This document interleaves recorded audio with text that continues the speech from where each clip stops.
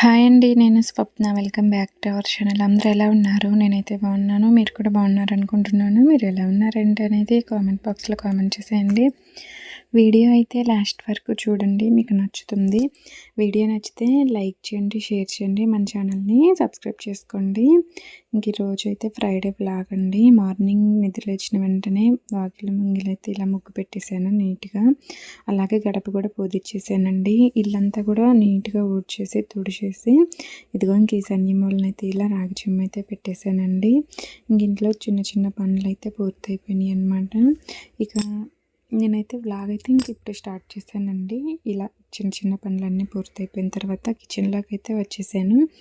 ఇక వచ్చేసిన తర్వాత ఫస్ట్ అయితే స్టవ్ అంతా ఒకసారి నీట్గా తుడిచేసానండి. నిన్న నైటే నేను నీట్గా తోమి పెట్టుకున్నాను స్టవ్. ఇక్కడైతే ఒక స్టిక్కర్ అయితే అంటించేసామండి స్టవ్ బండ దగ్గర. మొత్తం అసలు నీట్గా లేదనమాట. ఎంత రుద్దినా మంచిగా కనిపించట్లేదు. అందుకని ఇంతకుముందు ఒక స్టిక్కర్ అయితే తెచ్చాము కదా, ఇంకా ఆ స్టిక్కర్ అయితే అంటించేసామన్నమాట. నిన్న నైట్ నీట్గా శుభ్రంగా ఒకసారి ఫ్లోర్ మొత్తం క్లీన్ చేసుకున్నాను. ఇంకా అలాగే ఈరోజు మార్నింగ్ కూడా క్లీన్ చేశాను. ఇంకొకసారి స్టవ్ దగ్గర ఇదంతా కూడా నీట్గా క్లీన్ చేసి ఇలా స్టిక్కర్ అయితే అంటించేసామండి. చూడటానికి అయితే నీట్గా ఉంటుంది కదా. ఇంకా అలాగే నేను స్టవ్ అంతా మళ్ళీ ఒకసారి వాటర్తో అలా తుడిచేసాను. తుడిచేసిన తర్వాత ఇంక నిన్న తోమ పెట్టుకున్నాను కదా, అవన్నీ అయితే సర్దేస్తున్నానండి. సర్దేసి ఇంకా కొంచెం పసుపు కుంకుమతో కూడా పూజించేస్తున్నాను. ఇంక ఈరోజు ఫ్రైడే కదా, ప్రసాదం చేద్దామని ఇక ఒక గిన్నెనైతే పూజించేసానండి. పసుపు కుంకుమ గంధంతో పూజించి బొట్లు పెట్టి ఇక కొన్ని పాలు అలాగే నీళ్ళు అయితే కలిపి స్టవ్ మీద అయితే పెట్టేసానండి. ఒక గ్లాస్ పాలకి ఒక గ్లాస్ నీళ్ళు అయితే తీసుకున్నాను. పాలు నీళ్ళు సమానంగా తీసుకున్నానండి. ఇంక మూత పెట్టేసి ఇంక అలానే వదిలేసాను. ఇంక ఈలోపు అయితే పాలు పొంగొచ్చేసేసిన తర్వాత ముందుగా బియ్యం కూడా నానబెట్టుకున్నాను అనమాట. ఇంకా బియ్యం అయితే ఇందులో వేస్తున్నాను. ఇంకా పచ్చిపప్పు కూడా వేసుకోవచ్చండి ఇందులో కావాలనుకుంటే. అలాగే పచ్చిపప్పు కాకుండా ఇంకా సగ్గుబియ్యం కూడా వేయచ్చు. నేనైతే ఈరోజు ఏం వేయట్లేదండి. సగ్గుబియ్యం కానీ పచ్చిపప్పు కానీ ఏం వేయట్లా. నానబెట్టిన బియ్యం అయితే ఇందులో వేస్తున్నాను. బియ్యం వేసేసి మొత్తం అయితే ఒకసారి ఇలా కలిపేస్తున్నానండి. పాలు పొంగొచ్చేసిన తర్వాత ఇలా అయితే చేస్తున్నాను. చుట్టూ మనకి స్టవ్ గిన్నె చుట్టూ ఇలా పొంగితే చాలా మంచిది అంటారు కదా. ఇంక ఇలా పొంగిందాకండి. పొంగేసిన తర్వాత సిమ్లో పెట్టేసి మూత తీసి ఇలా కలిపేస్తున్నాను. అన్నం అయితే బాగా ఉడకాలండి. అన్నం ఉడికిన తర్వాత బెల్లం అయితే నలగొట్టుకొని ఇదిగో బెల్లం అయితే వేస్తున్నానండి. మనకి తీపి సరిపడైతే చూసేసుకోవాలండి. ఇదిగో ఇక్కడ నేను బెల్లం వేసి మొత్తం ఒకసారి అయితే కలుపుతున్నాను. బెల్లం కరుగుతుందని కొంచెం పెద్ద సైజు ముక్కలే నలగొట్టానండి. ఎట్లాగా కరిగిపోతుందిలే అని ఇంకా ఇలా మొత్తం అయితే కలిపేస్తున్నాను. కలిపామంటే కొంచెం బెల్లం గడ్డలు అవన్నీ కరుగుతుంటాయి కదా అన్నట్టుగా. బెల్లం వేసాక మనం అట్లానే వదిలేసామంటే అడుగు కూడా అంటుతూ ఉంటుందండి. మధ్య మధ్యలో కలుపుకుంటూ ఉండాలి. ఇదిగో నేనైతే పక్కన స్టవ్ మీద ఇంకొక చిన్న బాండి పెట్టుకొని కొంచెం నెయ్యి వేసి జీడిపప్పు అయితే వేయించుతున్నానండి ఇందులో వేయటానికి. ఇంకా జీడిపప్పు కాకుండా మన దగ్గర పచ్చి కొబ్బరి ఉంటే పచ్చి కొబ్బరి కూడా వేసుకోవచ్చండి. మనం ఇక్కడ ప్రసాదంకి చేస్తున్నాం కాబట్టి దేవుడికి ఆడ కొట్టిన కొబ్బరి అయితే మనం పెట్టకూడదనమాట. మనం ఈ పొంగల్లోకి సపరేట్గా ఒక కొబ్బరికాయనైతే పగలగొట్టుకొని ఆ కొబ్బరి ముక్కలు అయితే వేయాలండి. మనం ప్రసాదంలా కాబట్టి అలా వేయాలన్నమాట. ఒక్కొక్కసారి నేను అంతకుముందు తెలియకముందు దేవుడి దగ్గర కొట్టిన కొబ్బరి ఉంటుంది కదా, ఆ కొబ్బరిని కట్ చేసేసేదాన్ని. ఒకసారి దేవుడికి పెట్టినాక మళ్ళీ ఇందులో వేయకూడదు అని అయితే అన్నారు. ఇంక అప్పటి నుంచి అయితే నేను వేయట్లేదండి. ఇదిగో ఇందులో అయితే కొంచెం ఉప్పు కూడా వేస్తున్నానండి. అలాగే ఇంకా నెయ్యి కూడా వేస్తున్నాను. 2 స్పూన్లు నెయ్యి వేసాను. ఇంకా ముందుగా వేయించి పెట్టుకున్న ఈ జీడిపప్పు అయితే వేస్తున్నానండి. కిస్మిస్లు ఉంటే ఇంకా కిస్మిస్లు కూడా వేసుకోవచ్చు. నాకు కిస్మిస్లు వేయటం ఇష్టం లేదనమాట. అందుకని ఓన్లీ జీడిపప్పు వరకే వేసాను. మామూలుగా అయితే పచ్చి కొబ్బరి వేస్తే సూపర్గా ఉంటుందండి ఈ పొంగల్లోకి. ఇంకా పచ్చి కొబ్బరి అయితే ప్రస్తుతానికి లేదనమాట, అందుకని నేను వేయలేదు. ఇదిగో ఇలా అయితే మొత్తం ఒకసారి కలిపేస్తున్నానండి. చూడండి చాలా చక్కగా వచ్చింది కదా. ఇంక ఇందులో యాలకుల పొడి అయితే వేయాలండి. స్టవ్ ఆఫ్ చేసే ముందు యాలకుల పొడి వేసి ఇంకా స్టవ్ ఆఫ్ చేసామంటే మనకి చక్కని పాల పొంగల్ అయితే రెడీ అయిపోయిందండి. మనకి నేను ఒక గ్లాస్ పాలు ఒక గ్లాస్ నీళ్ళు తీసుకున్నాను కదా సమానంగా. కావాలనుకుంటే మనం నీళ్ళకి బదులు మొత్తం పాలతోటి చేసుకోవచ్చు అండి. అప్పుడు ఇంకా చాలా బాగుంటుంది పొంగల్ వచ్చేసి. ఇంక ఇదిగో ఇక్కడైతే ఇది రెడీ అయిపోయిందండి. పాయసం అంటాము నేనైతే. ఇంక ఈ పాయసం అయితే రెడీ అయిపోయింది. ఇంక ఇదైతే దించేస్తున్నానండి. ఇంక ఇప్పుడు స్టవ్ మీద ఈ బాండీ అయితే పెట్టేస్తున్నాను. ముందుగానే రైస్ అయితే కడిగి పెట్టుకున్నానండి. రైస్ అయితే రెడీ అయిపోయిందనమాట. రైస్ అంతా ఒక ప్లేట్లోకి అయితే తీసుకున్నాను. ఇంక ఇప్పుడు ఆ రైస్ వచ్చేసి పులిహోరకండి. ఇంక ఇప్పుడు స్టవ్ మీద అయితే నేను బాండీ ఎందుకు పెట్టుకున్నానంటే పులిహోరకి పోపు పెట్టుకుంటున్నాను అనమాట, తాలింపు వేద్దామని. ఇక్కడైతే ఆయిల్ ప్యాకెట్ తీసుకొచ్చుకున్నాను ఒకటి, అదైతే కట్ చేసి ఇందులో అయితే కొంచెం ఆయిల్ తీసుకున్నానండి. ఇంకా ఆయిల్ తీసుకొని పోపు దినుసులు అయితే వేస్తున్నాను. శ్రావణ మాసంలో రెండో శుక్రవారం కదండి ఇది, అందుకని ఇంకా నేనైతే ప్రసాదం చేస్తున్నాను అనమాట. ఈరోజు చాలామంది వరలక్ష్మి వ్రతం కూడా జరుపుకుంటూ ఉంటారు కదా. నేనైతే వరలక్ష్మి వ్రతం అయితే చేయలేకపోతున్నాను. చూద్దాము తర్వాత నెక్స్ట్ ఇయర్ అయినా చేయగలుగుతానో లేదో అనేది. చిన్న చిన్న ప్రాబ్లమ్స్ వల్ల అయితే కుదరట్లేదు అనమాట. అందుకని ఇంకా నేను సింపుల్గా ఇలా అయితే 2 ప్రసాదాలు చేద్దాము, పులిహోర పాల పొంగల్ చేద్దామని అయితే అనుకొని ఇంక ఇలా అయితే చేస్తున్నాను. ఇంక ఈరోజు వచ్చేసి బాక్స్కి కూడా ఇవే పెట్టేద్దాం అనుకుంటున్నానండి. ఇంకా పిల్లలు స్కూల్కి వెళ్ళేలోపు అన్నీ రెడీ అవ్వాలంటే కష్టం కదా. మా వారికి లంచ్ బాక్స్ మళ్ళీ కర్రీ చేయాలంటే ఇంకొంచెం లేట్ అవుతుంది కదా. అందుకని ఇంకా పులిహోర పొంగల్ అయితే తీసుకెళ్తానన్నారు. సరే అని అయితే అన్నాను. నేనైతే ఏదన్నా కర్రీ మా వారి వాటికైతే చేద్దాం అనుకున్నాను. కాకపోతే మా వారు ఇంకా లేట్ అయిపోతుంది, మళ్ళీ ఎందుకులే వద్దు ఇబ్బంది పడటం ఎందుకు, ఇంకా పులిహోర పొంగల్ తీసుకెళ్తాలే అని అయితే అన్నారు. మా వారికి పులిహోర అయితే చాలా ఇష్టం అనమాట. ఒక్కొక్కసారి అడిగి మరీ చేయించుకొని బాక్స్కి తీసుకెళ్తారు పులిహోర వచ్చేసి. ఇంక ఈరోజు పులిహోర చేస్తున్నప్పుడు మళ్ళీ కర్రీ అంటే అస్సలు ఒప్పుకోరు, నాకు తెలుసు అనమాట. అయినా కానీ చేద్దాం అనుకున్నాను, కాకపోతే వద్దన్నారు కదా అని ఇంకా చేయలేదన్నమాట. ఇక్కడ ఈరోజు వచ్చేసి నేను చింతపండు పులిహోర అయితే చేస్తున్నానండి. ఇంకా చింతపండుని అయితే ఫస్ట్ బాగా ఉడికించేసి అందులో ఉండే పిప్పంతా తీసి పక్కనైతే పెట్టేశాను. ఈ గుజ్జుని ఇదిగో ఈ పోపులో అయితే వేస్తున్నానండి. ఈ పోపులో నేను పల్లీలు, ఇంకా కరివేపాకు, పచ్చిమిరపకాయలు, ఎండుమిరపకాయలు ఇవన్నీ వేసాను. అలాగే ఇంక ఇప్పుడు నేను కొంచెం చింతపులుసు అయితే పోసానండి. ఇందులో ఇంకా మనం ఉప్పు, పసుపు వేసుకోవాలి. అలాగే ఒక చిటికెడు బెల్లం ముక్క వేసుకుంటే చింతపండు పులిహోరకి టేస్ట్ బాగుంటుందండి. నిజానికి మా వారికి అయితే బెల్లం ముక్క వేసానని తెలిస్తే తినరనమాట. మా వారికి తెలియకుండా వేసాను. కొంచెమే వేస్తానండి, ఎక్కువ వేయను. అలాగే ఇందులో కొంచెం ఇంగువ కూడా వేస్తున్నానండి. ఇవన్నీ వేసాక మొత్తం అయితే ఒకసారి ఇలా కలిపేస్తున్నాను. ఇక్కడైతే మనకి రెడీ అయిపోయింది. బెల్లం ముక్క కొంచెం వేయటం వల్ల వేసినట్టు కూడా అనిపించదు అనమాట, కానీ పులిహోర టేస్ట్ అయితే బాగుంటుంది. చూసేటప్పుడైతే అస్సలు ఒప్పుకోరు, కానీ చూడకుండా వేస్తే టేస్ట్ బెల్లం ముక్క టేస్ట్ తెలియదు కాబట్టి పులిహోర టేస్ట్ బాగుంటుంది కాబట్టి ఇక ఏమన్నారనమాట. మా వారికి తెలియకుండా నేను ఎప్పుడైనా సరే చింతపండు పులిహోర చేసేటప్పుడు ఇలా బెల్లం ముక్క కొంచెం వేస్తూనే ఉంటానండి. చూస్తే మాత్రం తిడతారు, బెల్లం ముక్క ఎందుకు వేస్తున్నాను, నేను తిననని చెప్పాను కదా అని అయితే అంటారనమాట. ఈ వీడియో కనుక మా వారు చూసారంటే ఇంకా నా పని అంతే అనమాట. ఇంక ఈసారి పులిహోర చేశానంటే నేను బెల్లం వేయకపోయినా వేసానని గొడవ పెట్టుకుంటారేమో, చూద్దాం ఏమంటారో చూసినప్పుడు కదా.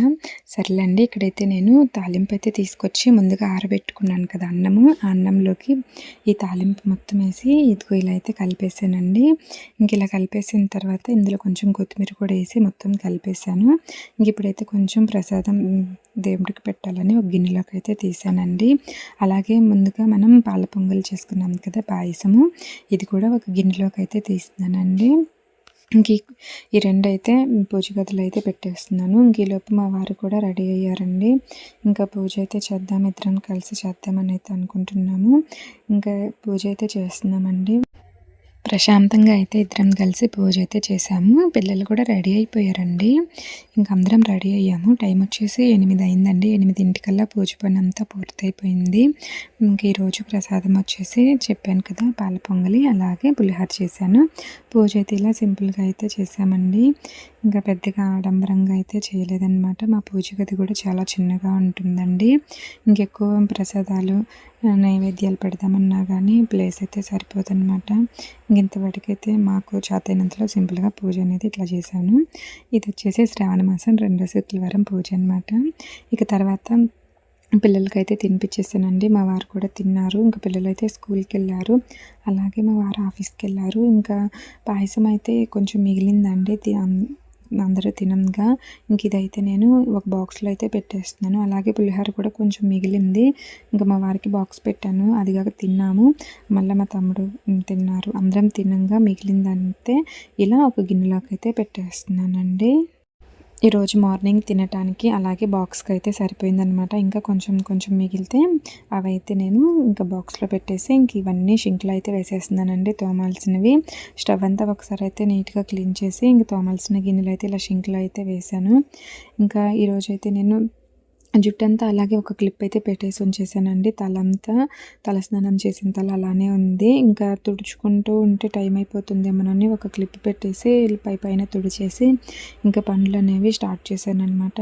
ఇంక ఇప్పుడైతే మొత్తం ఒకసారి దూకుందాము, చిక్కంతా తీద్దామని ప్రశాంతంగా కూర్చొని దూకుంటున్నానండి. ఒక క్లిప్ అయితే పెట్టేస్తున్నాను. పెద్దగా నాకు ఎలాంటి మోడల్స్ రావులండి వేయటము. నేను మొన్నటి వరకు కూడా మా అమ్మ చేత జడ వేయించుకునేదాన్నండి. పెళ్ళి అయ్యాక కూడా నాకు జడ వేసుకోవటం అయితే అస్సలు రాదు. ఒకసారి మా అత్తయ్య కూడా వేసింది. పక్కన వాళ్ళు తెలిసిన వాళ్ళు ఎవరి చేతన్నా అయితే పిలిచి చేయించుకునేదాన్ని అనమాట. ఇక చాలామంది అయితే జడ వేసుకోవటం కూడా రాదా, జడ వేసుకోవటం రాకపోతే ఎట్లా అని అయితే అన్నారు. అంటే పెళ్ళైన కొత్తలో అనమాట, ఇప్పుడు కాదు. ఇంక ఇప్పుడైనా నాకు పెద్దగా మోడల్స్ ఏం రావాలండి, జస్ట్ ఏదో ఒక క్లిప్ పెట్టేస్తాను అంతే. ఇప్పుడు నా జడ వచ్చేసి ఇంతే ఉంది, కానీ ఇంతకుముందు అయితే చాలా పొడవుగా ఉండేదండి. పెళ్ళి కాకముందు, పిల్లలు పుట్టకముందు ఇంకా చాలా పొడవుగా ఉండేదన్నమాట. ఇంక అప్పుడైతే నాకు చాలా కష్టంగా అనిపించేది. ఆ చిక్కు తీయటం కూడా వచ్చేది కాదు ఆ జుట్టుకి. ఎంత పట్టుకొని లాగినా నేనేంటో చిక్కు తీస్తుంటే ఇంకా చిక్కు పడుతూ ఉంటుంది. చాలాసార్లు అయితే నాకు ఏడుపు వచ్చేదనమాట జుట్టు దూకోవటం చేతగాక. అంటే ఇప్పుడు కాదులేండి, పెళ్ళైన కొత్తలో అనమాట. అప్పుడు ఎవరిని అడగాలో తెలీదు, ఏం చేయాలో తెలియక ఇంకా జడైతే నేను ఒకరోజు ఎవరి చేత వేయించుకున్నానంటే 2 రోజులు అలానే ఉంచుకుంటానమాట. మా అత్త అయితే అంటుంది జడేసుకోవచ్చు కదా, అలానే ఉంచుకోకపోతే అని అయితే అంటుంది. ఇక నేనైతే జడేమో కొంచెం పొడవుగానే ఉంటుందండి. పెళ్ళప్పుడు కూడా నాకు పూల జడ వేసేటప్పుడు నా జడ సరిపోయిందనమాట. ఎలాంటి ఇగ్గు కానీ ఇవైతే ఏం తీసుకోలేదన్నమాట. నా ఓన్ జడే చాలా పొడవుగా ఉంటుంది కాబట్టి సరిపోయింది. చక్కగా మా అమ్మే నాకు పూల జడ అయితే వేసిందనమాట పెళ్ళప్పుడు. ఇంకా నాకైతే హెయిర్ ఇప్పుడు ఎందుకు కట్ చేయించావా అని అయితే మీకు డౌట్ రావచ్చు. నేనైతే కట్ చేయించలేదండి. కాకపోతే మా బుడ్డోడికి 9 months అప్పుడు గుండు చేయించుకున్నాను అనమాట తిరుపతిలో. ఇప్పుడైతే 5 years అవుతుంది. 5 yearsకి అయితే ఇంత పెరిగిందనమాట జుట్టు గుండు చేయించుకున్నాక. కాకపోతే నాకు అప్పుడు తెలియదన్నమాట ఆడవాళ్ళు గుండు చేయించుకోకూడదని. చేయించుకున్నాక తెలిసింది. ఒకవేళ మనం ఏమన్నా మొక్కుకున్నా కానీ కత్తెరలు ఇవ్వాలంటండి. నేను చేయించుకోకముందు ఎవరు చెప్పలేదు, కానీ చేయించుకున్నాక చాలామంది చెప్పారనమాట. లేడీస్ గుండు చేయించుకోకూడదు, ఏమైనా మొక్కులు ఉన్నా కానీ కత్తెరలు ఇవ్వాలని అయితే అన్నారు. ఇక తెలియనప్పుడు ఏం తెలియదు కదా, తెలియనప్పుడు మనం ఏం చేస్తాం, ఏం చేయలేము. అంతా దేవుడి మీద భారం అనేసి నేనైతే ఇంకేం అనుకోలేదండి. ఇంకా 5 సంవత్సరాలకి ఇంతేనా పెరిగిందని అయితే మీకు అనిపించవచ్చు. కాకపోతే నేను జుట్టు వచ్చేసి చాలాసార్లు కట్ చేయించాననమాట. చివర్లు కొంచెం చిట్లినట్టు అట్లా ఉంటే కట్ చేసుకున్నాను నేనే. మొన్న ఊరెళ్ళినప్పుడు మా ఆడబిడ్డ అయితే ఇక కొంచెం అయితే కట్ చేసిందండి. మరి చివర్లు అంతా బాగాలేవని. ఇంకా ఇలా అయితే ఉందనమాట. జుట్టు గురించి నేనైతే ఎప్పుడు పెద్దగా బాధపడనులేండి. ఎందుకంటే నాకు పెద్దగా మోడల్స్ కూడా వేసుకోవటం రాదు కదా. ఎంత తక్కువ జుట్టు ఉంటే అంత బాగుంటుంది అని అయితే అనిపిస్తూ ఉంటుంది. కాకపోతే లాంగ్ హెయిర్ ఉంటే చాలా బాగుంటుంది, కానీ మెయింటైన్ చేయటం చేత కాకపోతే కష్టం కదా. నా పరిస్థితి కూడా అలానే ఉంటుంది. కానీ మా పాపకు కూడా చక్కగా పెరుగుతుందండి జుట్టు, చాలా పొడవుగా ఉంటుంది ఇప్పుడే. మా పాపకు కూడా నేను 2 times కట్ చేశాననమాట. హెయిర్ బాగా పొడవుగా ఉంది, జడేయటానికి ఇబ్బందిగా ఉంటుందని. అంటే మా పాపని మించి ఉందనమాట హెయిర్, అందుకని 2 times 3 times కట్ చేశాను. కట్ చేసినా కానీ మా పాపకైతే చక్కగా హెయిర్ పెరుగుతూ ఉంటుంది. కొంతమంది చూసిన వాళ్ళైతే అంటూ ఉంటారనమాట, మాకు కావాలన్నా జుట్టు పెరగట్లేదు, వద్దనుకున్న వాళ్ళకి మాత్రం చక్కగా పెరుగుతుందని అయితే అంటారు. జుట్టు పెరగటం ఎవరికి ఇష్టం ఉండదు చెప్పండి. ఎవరైనా జుట్టు బాగా పొడవుగా ఉంటేనే ఇష్టపడుతుంటారు. కాకపోతే కొంతమంది ఏంటంటే మెయింటైన్ చేసుకోవటం కష్టంగా అనిపించి ఇబ్బందిగా ఫీల్ అయ్యి కట్ చేసుకుంటూ ఉంటారనమాట. నేనైతే మా పాపకి బేబీ కటింగ్ చేపిద్దాం అనుకున్నాను. అంటే ఇప్పుడు కాదులేండి, కొంచెం చిన్నగా ఉన్నప్పుడు 3-4 years వరకు. కాకపోతే మా వారైతే అస్సలు వద్దన్నారనమాట. మా వారికి అస్సలు ఇష్టం ఇష్టం ఉండదు. మా వారికి హెయిర్ పొడవుగా ఉంటేనే ఇష్టము. ఇక అందుకని చేయించలేదు. మా పాప అప్పుడు మేము మా బుడ్డోడికి 9 మంత్స్ ఉన్నప్పుడు అందరం చేయించుకున్నామండి ఇంట్లో మొత్తం అనమాట. నేను, మా పాప, మా బుడ్డోడికి, మా వారు అందరం చేయించుకున్నాము. ఇక అప్పటి నుంచి మా పాప కానీ నేను కానీ ఇంకా గుండె అయితే చేయించుకోలేదు. కానీ కాకపోతే అప్పుడప్పుడు 2 టైమ్స్ 3 టైమ్స్ హెయిర్ అయితే కట్ చేసేవాళ్ళం అనమాట. మా పాపకి 2 సార్లు 3 సార్లు కట్ చేశాను అంతే. కానీ నేనైతే 4, 5 సార్లు కట్ చేశానండి. మనకి హెయిర్ బాగున్నా మనకి ఇంట్రెస్ట్ ఉన్నా కానీ పక్కన వాళ్ళు ఏంటంటే చివర్లు ఏంటి అలా ఉన్నాయి, తోకల్లాగా ఉన్నాయి, అలా ఉంది, కట్ చేసుకోవచ్చు కదా, ఎందుకు అలా ఉంచుకున్నా, కట్ చేసుకుంటే బాగుంటుంది, నీట్గా ఉంటుంది, అందంగా ఉంటుంది అని మనల్ని బ్రెయిన్ వాష్ చేస్తారనమాట.